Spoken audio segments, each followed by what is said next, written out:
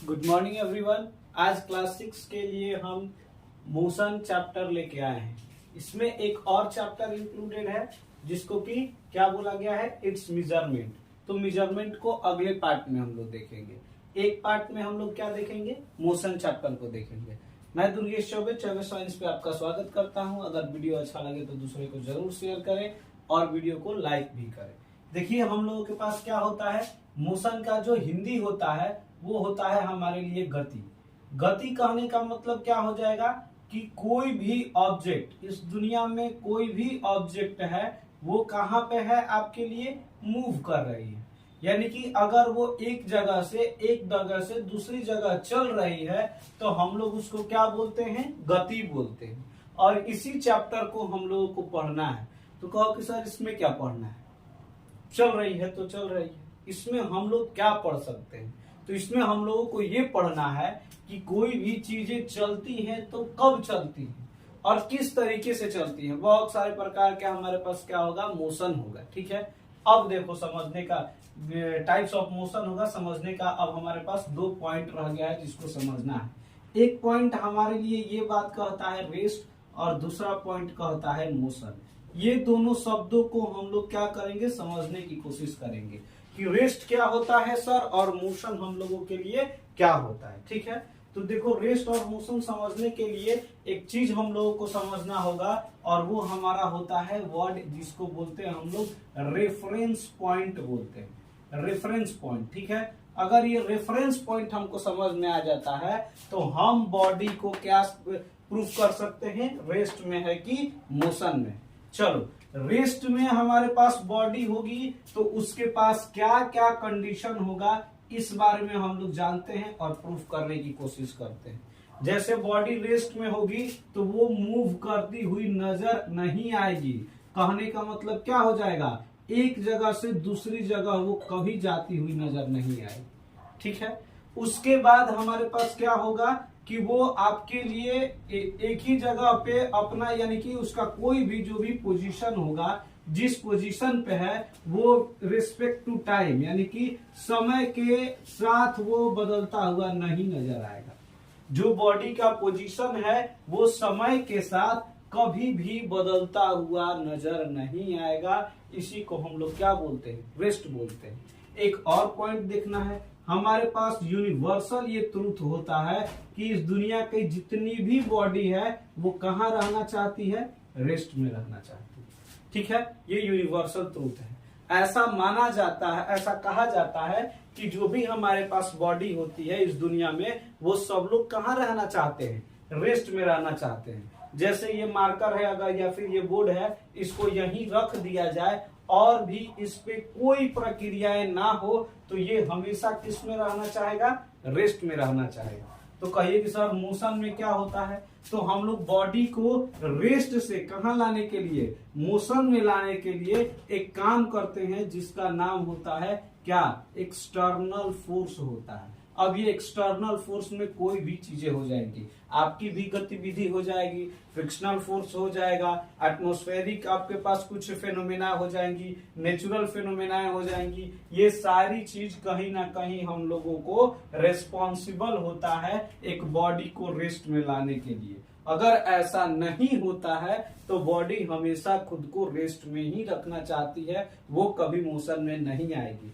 तुम लोगों में भी गलती नहीं होता है, कहिए तुम लोग हर काम से छोड़ के क्या होता है, हमेशा रेस्ट में जाना चाहता है। ये दुनिया का नियम है, ये हम ही लोग का नियम नहीं है, दुनिया का नियम है कि अगर बाहर से कोई मारे पीटे या फिर कोई प्रेशर ना डाले, कोई फोर्स ना डाले तो हम लोग हमेशा कहाँ रहना चाहते हैं, रेस्ट में ही रहना चाहते हैं। तो ये हमारा भी नियम है और ये दुनिया का भी नियम है, इसमें हम लोगों का कोई गलती नहीं है। सब लोग कहाँ रहना चाहते हैं, रेस्ट में रहना चाहते हैं। चलो, अब मोशन का कुछ हम लोग पॉइंट देखते हैं कि मोशन में होने के लिए क्या क्या जरूरी है। जैसे ही आप किसी बॉडी पे कोई भी एक्सटर्नल फोर्स लगाते हैं तो वो बॉडी क्या करती है, अपना पोजीशन क्या करने लगती है, बदलने लगती है। और जैसे ही वो अपना position with respect to time यानी समय के अनुसार या फिर with respect to reference point के अनुसार क्या चेंज करने लगे, क्या चेंज करने लगे, अपना पोजीशन चेंज करने लगे, तो उस बॉडी को हम लोग क्या बोलते हैं कि बॉडी आपके लिए कहाँ है, मोशन में। ठीक है, मोशन का यही डिफिनेशन भी हो जाता है कि when a body change its position with respect to time और respect to the reference point then it is called in motion, या फिर हम लोग उसको मोशन में कह सकते हैं। ये दोनों पॉइंट का बहुत हम लोगों के पास क्या है, अच्छा यानी कि बहुत ज्यादा जरूरत है मोशन को समझने के लिए। जैसे ही आपने क्या किया, एक्सटर्नल फोर्स अप्लाइड किया, बॉडी अपना पोजीशन चेंज करने लगी समय के अनुसार और रेफरेंस पॉइंट के अनुसार, तो हम लोग कह सकते हैं कि बॉडी क्या है, मोशन में है। अब देखो क्या कहा जा रहा है, हम लोगों के पास एक क्वेश्चन आता है कि क्या आपके क्लासरूम में जो रखा आपके पास टेबल है, या फिर आपके लिए क्या हो सकता है, वॉल है, या फिर आपके लिए चेयर है, या फिर आपके लिए फैन है, या फिर आपके लिए चौक है, इनमें से अगर कहा जाए तो कौन मोशन में है और कौन हमारे पास रेस्ट में है, या फिर चलते हुए टीचर यानी कि पढ़ा रहे हैं, जो चलते हुए टीचर पढ़ा रहे हैं, बैठने वाली कंडीशन की नहीं बात कर जा रही है, जो चलते हुए टीचर पढ़ा रहे हैं। अब बोला जाए कि आप इससे क्या कीजिए, डिस्टिंग्विश कीजिए कि कौन रेस्ट में है और कौन मोशन में है। तो तुम लोग कहेगा कि सर ये टेबल आपके पास रेस्ट में लिख लीजिए, आपके पास वॉल को क्या लिख लीजिए, रेस्ट में लिख लीजिए, आपकी चेयर को क्या लिखिए, रेस्ट में लिखिए। सर फैन तो थोड़ा सा चलता हुआ नजर आ रहा है तो आप इसको मोशन में लिख लीजिए। सर भी हम लोगों के लिए चल रहे हैं तो इनको भी मोशन में लिख लीजिए। चौक भी आपके लिए क्या है सर, रखा गया है तो इसको भी रेस्ट में लिख लीजिए। ठीक है, जबकि ये हम लोगों का जिस कॉन्सेप्ट से ये बात कह रहे हैं, ये इस कॉन्सेप्ट से बात कर रहे हैं कि सर वो अपना पोजीशन नहीं बदल रहा है, किसके अंतराल में, रेस्पेक्ट टू टाइम के अंतराल में, इसलिए ये सारे लोग रेस्ट गए हैं। लेकिन जैसे ही सेकेंड पॉइंट को अप्लाइड किया जाएगा तो हम लोगों के पास इसका आंसर बदल जाता है। ठीक है, हर एक जितना भी हमारे पास ऑब्जेक्ट आएगा, इनके पास दो केसेस बन जाएंगे, किसके अनुसार, रेफरेंस पॉइंट के अनुसार। हमेशा ऑब्जेक्ट का दो केस बन जाएगा, जिसको कि हम लोग बोलते हैं कि relative term of rest and motion, यानी रेस्ट एंड मोशन के बीच में एक क्या होता है, रिश्ता होता है। और जैसे ही आप रेफरेंस पॉइंट को इंक्लूड करते हैं तो दो केस बनता है, एक बार बॉडी आपको रेस्ट में भी दिखेगी और दूसरी बार बॉडी आपको मोशन में भी दिख सकती है, अगर रेफरेंस पॉइंट को देखा जाए तब। तो चलिए एग्जाम्पल लेके हम लोग समझते हैं कि कब हम लोगों के पास ऐसा दोनों केस बनता है। आपके बुक में सबसे अधिक एग्जाम्पल, कॉमन एग्जाम्पल दिया गया है, या फिर जो अभी दिए गए हैं उसी को देख लेते हैं। जैसे कि आपका वॉल है भाई साहब, वॉल से अगर आपने कहा कि सर वॉल को बताइए कि वॉल रेस्ट में है कि मोशन में है। अब सिटिंग पोजीशन में कौन है, सिटिंग पोजीशन में अगर हमारे पास एक स्टूडेंट है जो कि क्लास में एकदम सिटिंग पोजीशन है, उसको अगर रेफरेंस पॉइंट मान लेते हैं हम, तो हमारा वॉल कहाँ है, रेस्ट में है, क्योंकि इसको रेफरेंस पॉइंट को देखते ही ऐसा पता चल रहा है कि सर वो अपना पोजीशन नहीं बदल रहा है रेस्पेक्ट समय के अनुसार, इसलिए वो किस में है, आपके लिए रेस्ट में है। लेकिन वहीं पे रेफरेंस पॉइंट किसको मान लेते हैं हम लोग, मून को मान लेते हैं, या फिर हम लोग क्या बोल लेते हैं, सैटेलाइट किसी को रेफरेंस पॉइंट मान लेते हैं, तब ये आपका वॉल कहाँ चला जाएगा, मोशन में चला जाएगा। देखिए कैसे, क्योंकि मून पर से अगर आप देखते हैं तो आपको पृथ्वी किस में दिखती है, मोशन में दिखती है, और मोशन पे रखे सारे चीज, सॉरी पृथ्वी पे रखे सारे चीज किस में दिख जाएंगे, मोशन में दिख जाएंगे। ठीक है, तो ये हम लोगों के पास बात होता है कि अगर हम लोगों को ये बात समझना होगा कि एक ऑब्जेक्ट मोशन में है कि रेस्ट में है, तो हमेशा आपको रेफरेंस पॉइंट का दो केस बन के आएगा।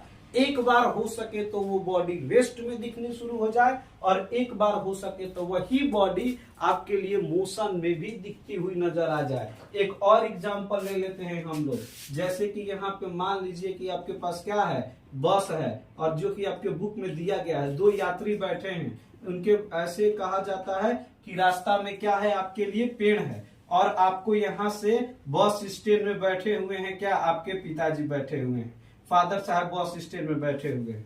अब बस आपकी जा रही है, और आप जाके कह रहे हैं कि पापा एकदम मोशन तो धड़ाधड़ क्लास में चल रहा है, हम लोग एकदम क्लास में मस्त पढ़ाई हो रहा है मोशन का। पापा जी तुमको कॉल लगा दिए, बोले कि बताओ जो तुम्हारे सामने ट्री दिख रहा है, जैसे गाड़ी चल रही है, बहुत ज्यादा स्पीड में नहीं है भाई, तो धीरे धीरे गाड़ी चल रही है और उसके अनुसार जो आपका ट्री दिख रहा है, तो बताइए कि ट्री मोशन में है कि रेस्ट में है।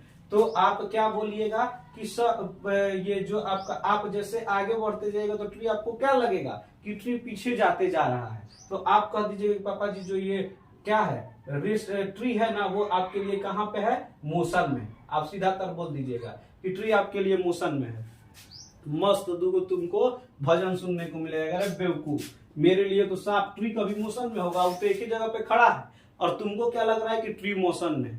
तो तुम कहेंगे देखिए एक सवाल हम भी आपसे पूछते हैं, जो मेरे पास ये बैठा लड़का है, आप इसको बताइए कि रेस्ट में है कि मोशन में है। तो पापा जी कह देंगे तुम्हारे के जो तुम्हारे साथ बैठा लड़का है वो मोशन में है, क्योंकि गाड़ी मोशन में थी। तो तुम कहेगा आप भी तो बेवकूफे हैं, क्या हो जाएगा हमारे पास साथ में मेरे पास बैठा है, हम भी वहीं बैठे हैं, तो मोशन में कैसे है, वो तो हमको सीधी तरह रेस्ट में दिख रहा है, क्योंकि सर बताया है कि समय के अनुसार उसका क्या है, पोजीशन नहीं बदल रहा है, इसलिए वो कहाँ है, रेस्ट में है। तो अब दोनों लोगों के बीच में ये कंफ्यूजन हो जाएगा कि कौन रेस्ट में है कौन मोशन में है। तो उस समय आपको कहां चला जाना है, अपने रेफरेंस पॉइंट के पास चला जाना है। अगर आपको ये बात समझाना हो तो समझाइएगा कि सर पापा जो ये आपका ट्री है, अगर हमको रेफरेंस पॉइंट मानते हैं तो ट्री हमारे लिए मोशन में है।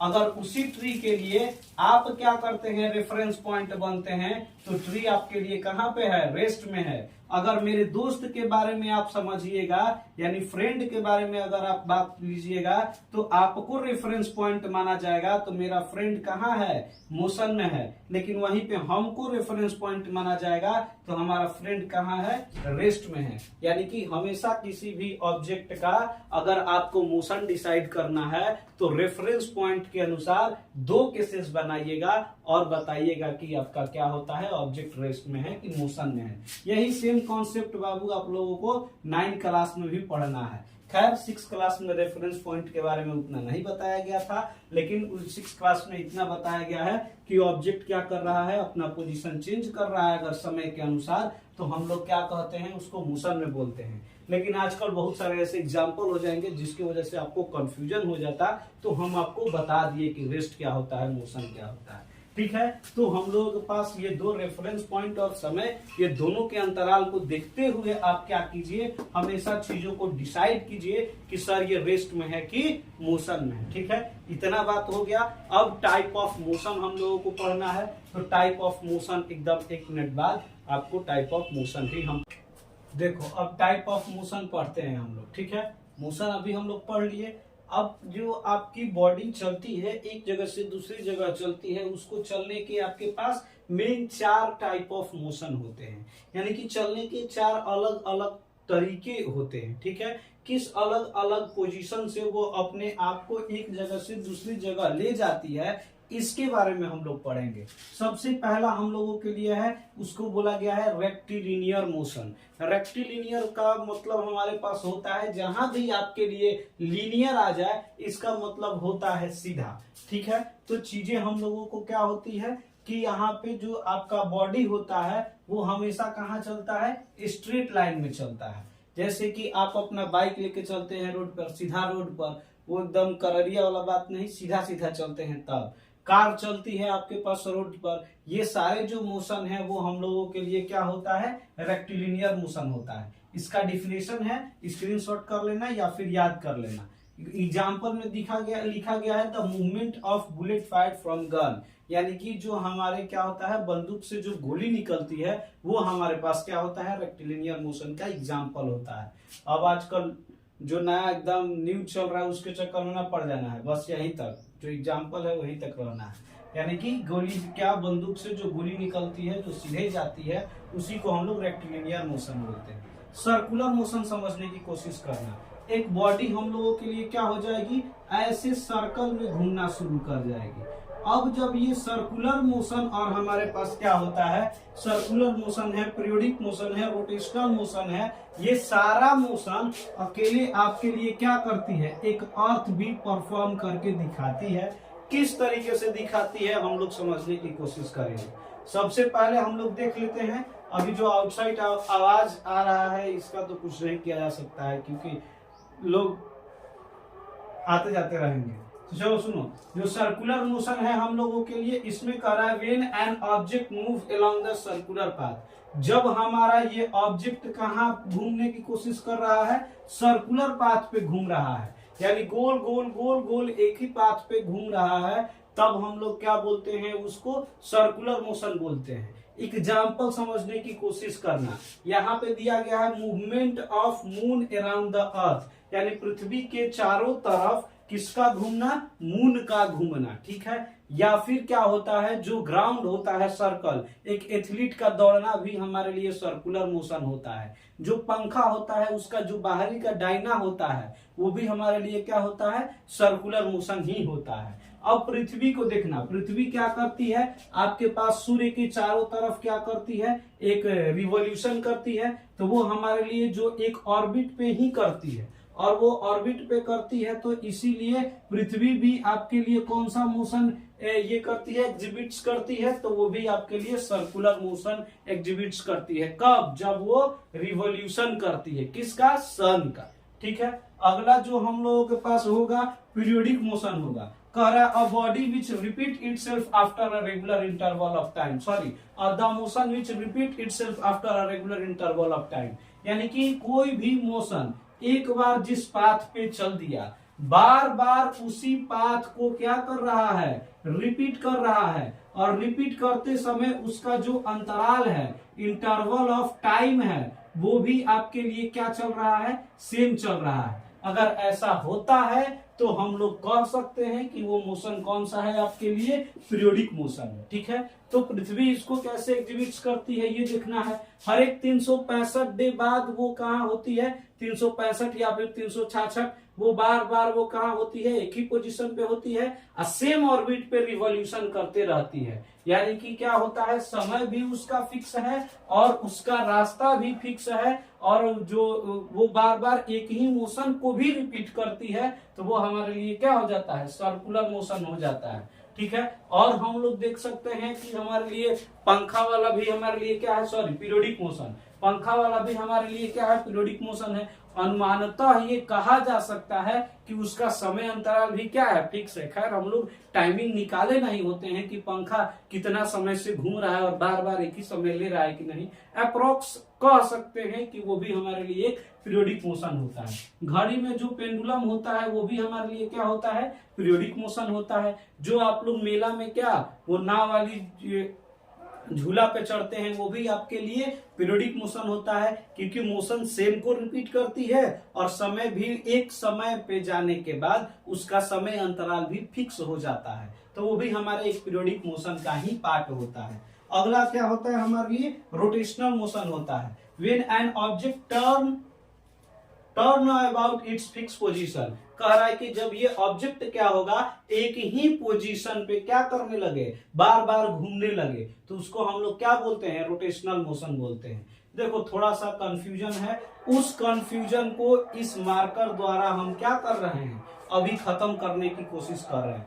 ध्यान से इतना दूर में देखो, रेक्टिलिनियर सबको समझ में आया होगा कि सर ये क्या हो रहा है, सीधा चलता है तो रेक्टिलिनियर है। आगे सारे तीनों मोशन को एक मार्कर से हम क्या कर रहे हैं, डिस्क्राइब करने की कोशिश कर रहे हैं, एक प्रैक्टिकल दिखाने की कोशिश कर रहे हैं। तो यहीं पे चीजों को देखने की कोशिश करना तुम लोग। देखो एक ये हमारे पास बॉडी है, ये क्या मान लेते हैं कि ऐसा रिंग है जिसका यहाँ पर क्या है, वो ऐसे लगा हुआ है, ठीक है, पूरी तरह से लगा हुआ है और घूमने के लिए तैयार है, ठीक है। अब इस मार्कर को देखते हैं कि कैसे घूमता है। जब ये आपके पास ऑब्जेक्ट इस तरीके से घूमना शुरू करेगा, यानी अपने एक्सिस पे ऐसे ऐसे गोल गोल गोल गोल गोल गोल घूमेगा, तो हम लोगों के लिए क्या हो जाएगा, सर्कुलर मोशन। जब आउटलाइन पे घूम रहा है, ठीक है, तो सर्कुलर मोशन समझ में आ गया। पीरियोडिक कहने का मतलब हो जाएगा कि जो वो घूम रहा होगा तो बार बार इसी पे घूम रहा होगा, और घूमने का जो टाइम है इसके पास, यानी कि जब भी यहाँ ये पहुंच रहा है तो इक्वल टाइम में, यानी कि अगर ये 5 मिनट बाद यहाँ पहुंचता है तो फिर अगली बार 5 मिनट बाद पहुंचेगा, फिर 5 मिनट बाद पहुंचेगा, फिर 5 मिनट बाद पहुंचेगा, फिर 5 मिनट बाद पहुंचेगा।